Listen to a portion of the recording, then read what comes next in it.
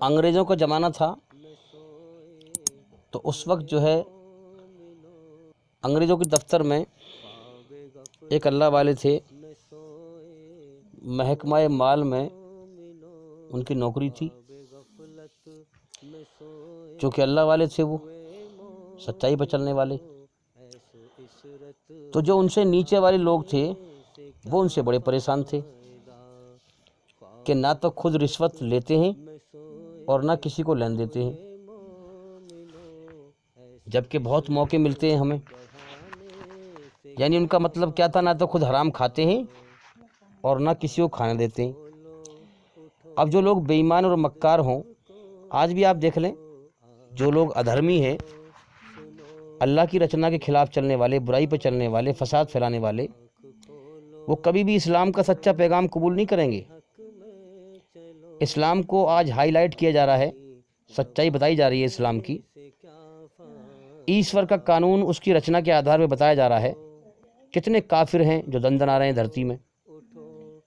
अगर इस्लामी हुकूमत आ गई तो फिर हमारे शराब पीने, ये जुआ खेलना, ये रिश्वत लेना, ये मक्कारियाँ सब खत्म हो जाएंगी। इसलिए वो हाथ पैर पीटते हैं कि इस्लाम को मिटाओ। समझ में आ रही बात? लेकिन बेचारे हैं नादान। ऐसी ज़िंदगी मिली है जो कभी भी ख़त्म हो सकती है। इम्तिहान लिया जा रहा है अल्लाह की तरफ से, मगर बुराई पर राजी हैं, शैतान के रास्ते पर राजी हैं। चाहे मरने के बाद जहन्नुम की आग में तबाह हो जाएं, दुनिया ही को हमेशा घर समझ रहे हैं। कोई होश नहीं ज़िंदगी का, अल्लाह का डर नहीं। बुराई कर रहे हैं, जुल्म जास्ती कर रहे हैं, फसाद फैला रहे हैं, जैसे बेचारे दुनिया में हमेशा रहेंगे, जैसे मरना ही ना हो, यहाँ से जाना ही ना हो, जैसे मालिक के दरबार में पेश ना होना हो, वहाँ हिसाब किताब ना देना हो। तो ऐसे ही जो उनसे नीचे जो थे ड्यूटी पर, वो उनसे बड़े परेशान थे। उन्होंने कभी ना तो ये रिश्वत खाने देता किसी को, ना खावे। इसका इलाज क्या करें? अब वो सोचते या तो ये मर जाए या इसका ट्रांसफ़र हो जाए। समझ में आ रही है बात? या तो ये मर जाए या इसका ट्रांसफ़र हो जाए। अब उन्होंने स्कीम बनाई। उन्होंने कहा भाई क्या इलाज करें इसका। उन्होंने सोची कि जो ये काम करता नहीं है उसी का ब्लेम लगाओ इसके ऊपर। समझ में आ रही है बात?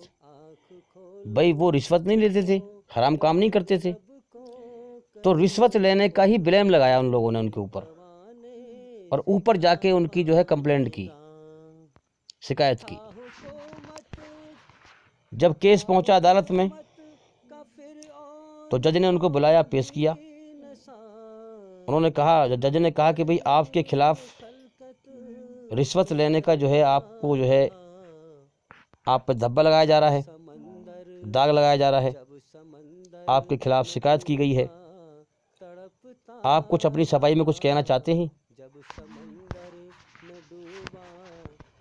कि भाई हमने आपको इसलिए बुलाया है ताकि आप कुछ कहना चाहें तो कह सकते हैं। उन्होंने कहा कि मैं जवाब दूं या मेरी घोड़ी जवाब दे। अब जज बड़ा हैरान, अंग्रेज जज था। उसने कहा भाई आज तक तो हमने इंसानों को जवाब देते हुए सुना है, घोड़ी को तो हमने आज तक नहीं सुना। चलो आज नई चीज देख लेते हैं। तुम छोड़ो, घोड़ी दिलवाओ जवाब, हम भी देखते हैं नई चीज। उन्होंने कहा कि एक काम करो, आप अपना एक आदमी भेजो और वो किसी के खेत में से उससे बिना पूछे घास ले आएगा, यानी जो भी उसमें बुबरा हो वो ले आएगा, खेत वाले से पूछ के ना लाए। जज ने फटाक से एक आदमी भेजा और बिना पूछे घास खेत में से काट के लिया आया। वो जो पहला खेत पड़ा उसमें से काट के लिया आया भाग के। अब कहा कैसे मेरी घोड़ी के आगे गिरो। घोड़ी के आगे गिरा तो घोड़ी ने नफरत से मुंह फेर लिया। जज बड़ा हैरान कि ये तो घोड़ी का बेहतरीन चारा है और इससे मुंह फेर लिया इसने।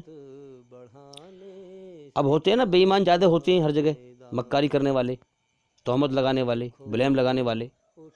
तो जो उनका वकील था, जो दलाली खाना चाह रहे थे, रिश्वत लेना चाह रहे थे, जिन्होंने ब्लेम लगाया था, उनका वकील कहने लगा कि जज साहब आपको ही बेवकूफ़ बना रहा है। उन्होंने भाई वो कैसे बना रहा है बेवकूफ़? कि ये घोड़ी का घर से पेट भरवा के लाया है ढंग से, ये ढंग से घोड़ी का पेट भरवा के लाया है, इसलिए न खा रही। अल्लाह वाले ने कहा कि फिर दूसरा ब्लेम लगाया जा रहा है मेरे ऊपर। अल्लाह वाले ने कहा कि एक काम करो, जिसके खेत में से ये घास लेके आया है बिना पूछे, जल्दी से उस खेत वाले को बुलाओ, वरना ये कुछ देर बाद ये कह देगा कि अब घोड़ी भूखी हो गई, अब इसने खा लिया। समझ में आ गई बात? तो जज ने फड़ाक से भेजा आदमी और खेत वाले को बुला लिया। अल्लाह वाले ने कहा खेत वाले से कि भाई ये चारा तुम्हारे खेत का है, तुमसे बगैर पूछे मंगाया गया है, या तो तुम इस शख्स को माफ कर दो जो लेके आया है, या मैं इसकी कीमत दे रहा हूं। अब उसको भी मालूम पड़ गया सारा मामला क्या हो रहा है खेत वाले को। उन्होंने कहा भाई मैं कीमत नहीं ले रहा, ये तमाशा तो मैं भी देखूंगा, ये जो घोड़ी का मंजर है ये तो मैं भी देखूंगा। अब जैसे ही उसने कहा कि मैं कीमत नहीं ले रहा, घोड़ी ने खुश होकर चारे को खाना शुरू कर दिया। घोड़ी ने खुश होकर के चारे को खाना अपने आप शुरू कर दिया। वो जज जो था अंग्रेज और सब हिंदू थे वहां पर अदालत में खड़े हुए।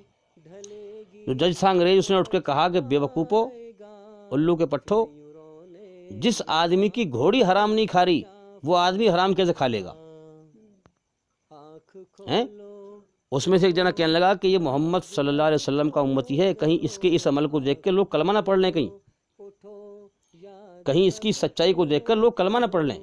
क्योंकि आज भी जानते हैं बड़े बड़े जालिम और काफिर लोग कि सच्चा धर्म इस्लाम ही है, मगर मानते नहीं जान के भी।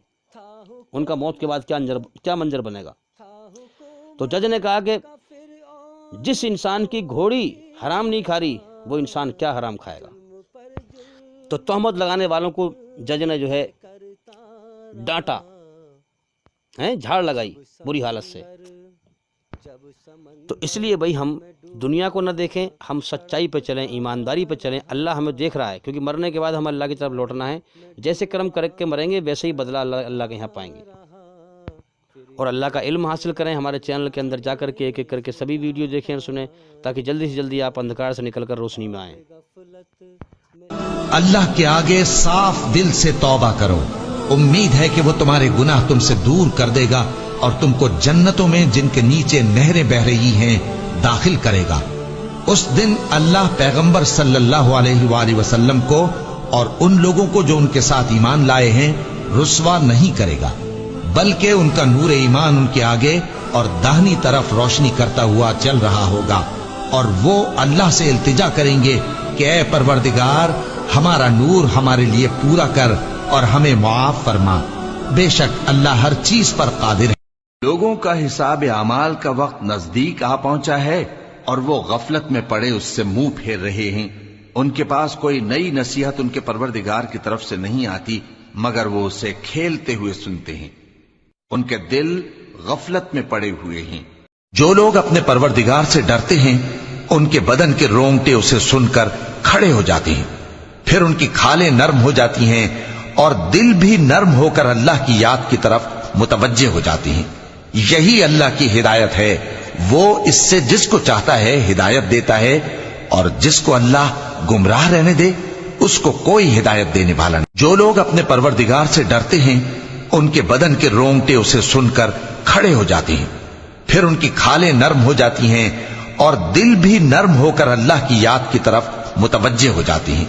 यही अल्लाह की हिदायत है।